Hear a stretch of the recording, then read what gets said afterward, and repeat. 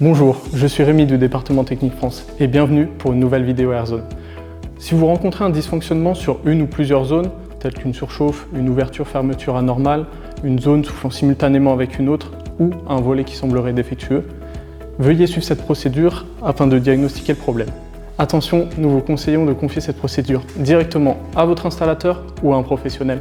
Dans un premier temps, nous allons mettre toutes les zones en demande. Nous pouvons le faire depuis l'application AirZone Cloud ou depuis le thermostat Blueface.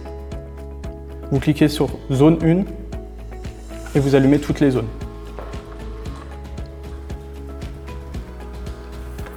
Nous allons fermer une première zone depuis l'application AirZone Cloud et après 8 à 10 secondes, le volet doit se fermer.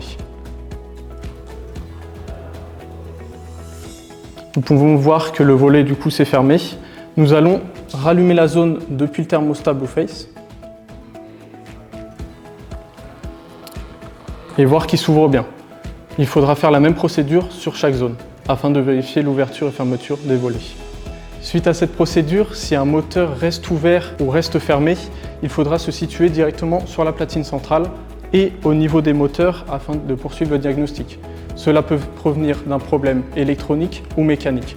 Nous allons contrôler du côté moteur le faisceau, mais également les manettes de fin de course. Il faut que les manettes de fin de course soient en position d'origine.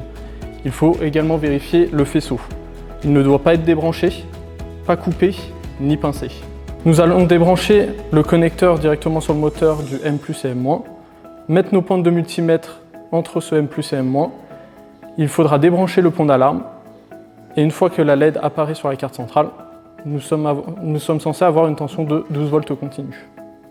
Une vérification des étapes de contrôle est nécessaire. Nous pouvons le faire depuis l'application AirZone Cloud. Pour cela, il faut se rendre dans l'onglet AirTools, Système et Configuration. Il faut que le mode refroidissement et le mode chauffage soient cochés. Une fois les vérifications faites côté moteur du faisceau, mais également des manettes fin de course, nous allons nous diriger directement sur la platine centrale. Une fois sur la carte centrale, localisez le pont d'alarme.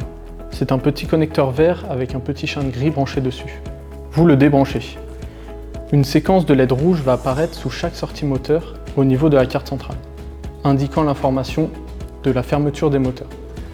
Vous pouvez vérifier directement le volet s'il est fermé physiquement, ou depuis la vis qui est entre le moteur et le registre. Vous pouvez rebrancher le pont d'alarme.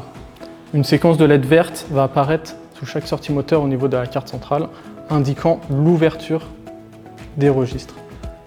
Vous pouvez le vérifier physiquement ou depuis la vis qui est entre le moteur et le registre. Nous allons vérifier la tension d'alimentation en sortie de carte. Pour cela, nous allons débrancher le moteur de la carte centrale. Nous allons mettre nos pointes de multimètre directement en sortie de carte, là où est branché le connecteur, et débrancher le pont d'alarme. La séquence de LED rouge va apparaître et vous êtes censé avoir une tension de 34 volts continu quand la LED rouge apparaît sous la sortie moteur. Il faut ensuite rebrancher le pont d'alarme. La séquence de LED verte va apparaître sous chaque sortie moteur. Une fois la LED qui apparaît, vous êtes censé avoir une tension de 26 volts continu. En suivant ces différentes étapes, vous pourrez ainsi diagnostiquer d'où vient le problème. Si vous rencontrez un problème sur l'un des différents éléments contrôlés, veuillez noter le numéro de série de celui-ci et de nous le communiquer par mail, par téléphone ou directement sur WhatsApp. Vous pouvez retrouver toutes nos documentations directement sur le site AirZone Control. Merci d'avoir regardé la vidéo et à bientôt pour de nouvelles vidéos.